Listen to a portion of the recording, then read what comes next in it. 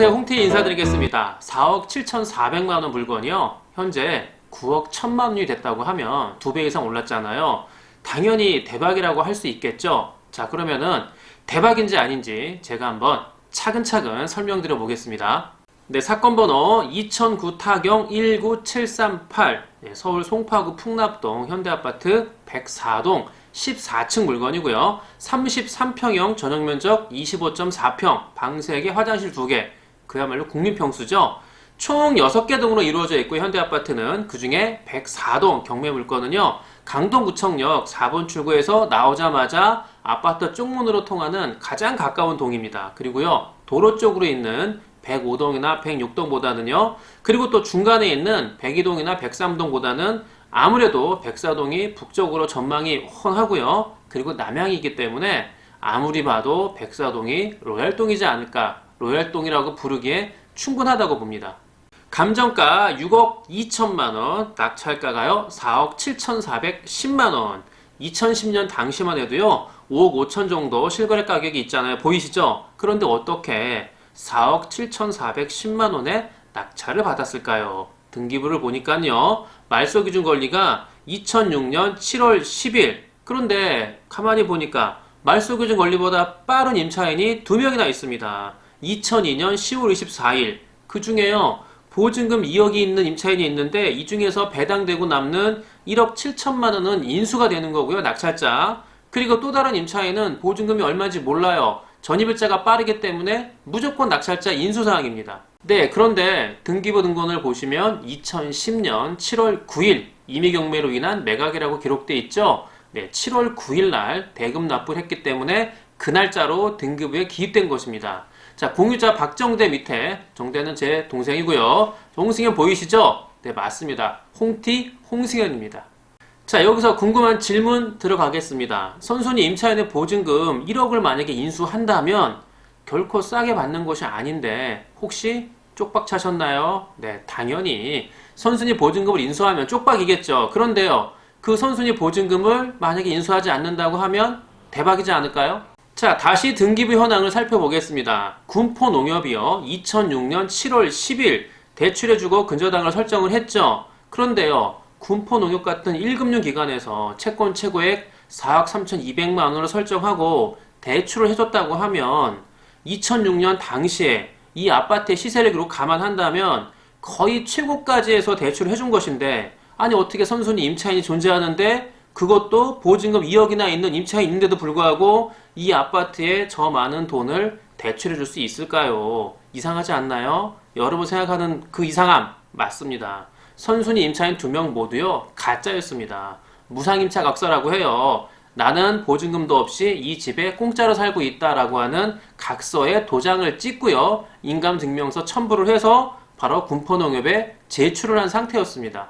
네, 물론 낙찰받기 전에 그 각서를 제가 확인할 수 있는 방법은 없었죠. 그냥 추정을 했습니다. 의심이 들었기 때문에 추정이 사실이라고 제가 믿었고요. 그리고 2억 보증금 있는 아파트에 어떻게 저렇게 대출이 나갈 수 있을까? 이상하잖아요. 그래서 과감하게 제가 입찰을 한 것이고요.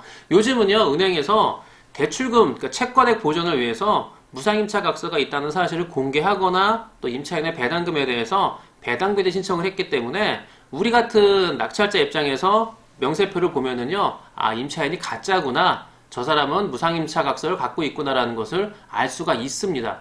그러나 2010년, 이게 불과 9년 전밖에 안 되거든요. 그런데 그때까지만 하더라도요, 철저히 비공개, 아예 알려주질 않았습니다. 개인정보 보호라는 명목으로요, 그냥 무작정 은행원들은 함구를 하는 거죠. 하지만 낙찰가가 낮아지고 사람들이 입찰을 안 하면은 누가 손해를 가장 많이 보겠습니까? 바로 은행들 본인 아니겠습니까? 그래서인지 한 5, 6년 전부터는요, 선순위 무상임차 각서가 있다는 사실을 공개하기 시작을 했습니다.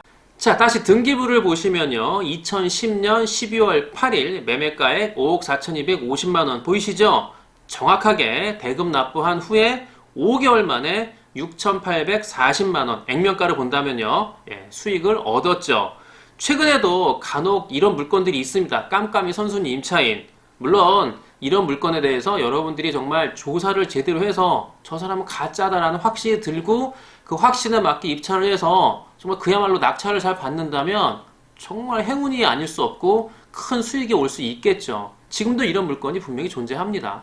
자, 그런데 오늘 제가 왜 9년이나 된 물건, 9년 전에 낙찰받은 이 현대아파트를 왜 다시 꺼내 들었을까요? 제가 두 가지를 말씀드리려고 합니다. 그래서 첫 번째는요, 최선의 노력과 인내가 바로 6,840만 원을 만든 겁니다. 군포 농협으로 제가 몇 번 갔을까요? 한 번? 두 번? 아니죠. 7번을 찾아갔습니다. 담당자가요, 이제 제 얼굴만 보면은 슬그머니 자리를 뜹니다. 귀찮잖아요. 자꾸 찾아오니까. 지겹도록 찾아갔고요. 그리고 은행 가서 1시간? 아니죠. 2시간, 3시간, 4시간, 5시간 계속 앉아서요. 그 담당자 얼굴을 뚫어지라 쳐다봤습니다. 두 번째는요. 현대아파트 백사동 앞에 차를 주차해 놓고요. 역시나 무작정 기다렸습니다. 엘리베이터를 내려서요. 출입구로 나오는 사람들마다 제가 쫓아가서 혹시 몇 호 사세요? 라고 묻는 다음에 혹시 경매에 나온 호수 그 사람들을 알고 있느냐? 거주자를 혹시 알고 있느냐? 이렇게 제가 물어봤습니다. 작은 정보가 될 만한 것들을 제가 놓치지 않으려고요. 하루 갔고요. 이틀, 사흘, 나흘, 일주일 동안 그 아파트에 진지를 쳤습니다. 물론 입찰가만 잘 쓰고 나한테 행운의 여신이 온다고 하면요. 구태여 제가 했던 노력만큼 할 필요는 없었겠죠. 몇 날 며칠 기다리는 수고를 뭐하러 했겠습니까? 그런데 나한테 행운의 여신이 올 수 있을까요? 이게 행운의 여신을 떠나서 로또 복권을 사서 나한테 1등이 오지 않을까라고 기대하는 거하고 같지 않을까 저는 생각을 합니다. 그러나 수백 번 아니 수천 번 입찰을 지켜본 제가 내린 결론은요. 99.9%는요. 내가 노력하고 수고한 만큼의 결과로 나한테 돌아온다는 것입니다. 저는요. 세상 만사 모두 동일하다고 생각을 합니다. 노력 없이 얻는 거는 절대 없다고 믿고 있고요. 제가 2017년 봄부터요. 2019년 봄까지 2년 동안 팟캐스트 팟빵에 올린 에피소드가 400개가 넘거든요. 이틀에 한 번 이상은 제가 대본 쓰고 음성 녹음하고 편집하고 팟빵에 업데이트하고 10분짜리 만드는데 최소한 4시간 정도는 걸렸거든요. 그리고 2019년 올 봄부터요. 제가 유튜브를 시작하고 나니까 시간이 더 걸리네요. 음성 녹음하는 것보다요. 영상 녹음이 훨씬 더 어렵고요.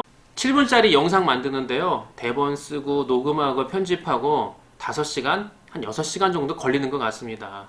저는요, 제가 준비하고 노력하고 그리고 사실에 근거한 있는 그대로를 여러분들한테 보여드리기 때문에 그리고 제가 5시간, 6시간 영상 만드는데 시간 투자한 노력을 더했기 때문에 지금까지 꾸준히 형태경매가 이어지고 있다고 저는 생각합니다.